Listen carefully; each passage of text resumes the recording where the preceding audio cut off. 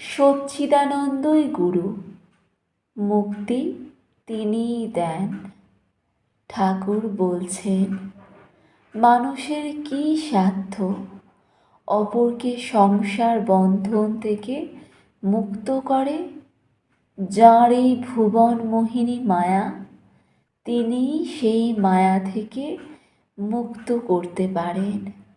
সচ্চিদানন্দই গুরু বই, আর গতি নাই।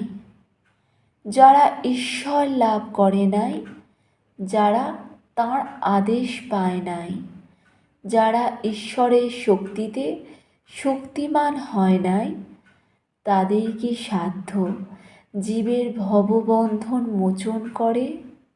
ঠাকুর বলছেন, আমি একদিন পঞ্চবটির কাছ দিয়ে ঝাউতলায় বাচ্ছে যাচ্ছিলাম।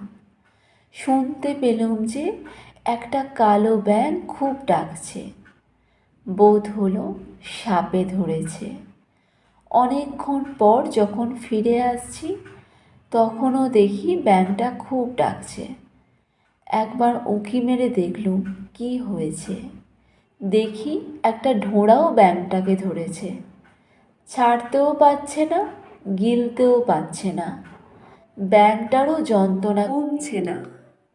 তখন ভাবলাম, ওরে, যদি জাত সাপ ধরতো, 3 ডাকের পর ব্যাঙটা চুপ হয়ে যেত। এ একটা ঢোঁড়াও ধরেছে কিনা, তাই সাপটারও যন্ত্রণা, ব্যাঙটারও যন্ত্রণা। যদি সৎ গুরু হয়, তাহলে জীবের অহংকার 3 ডাকে ঘোচে। গুরু কাঁচা হলে গুরুরও যন্ত্রণা, শিষ্যেরও যন্ত্রণা। শিষ্যের অহংকার আর ঘোচে না, সংসার বন্ধনও আর কাটে না। কাঁচা গরুর পাল্লায় পড়লে শিষ্য মুক্ত হয় না।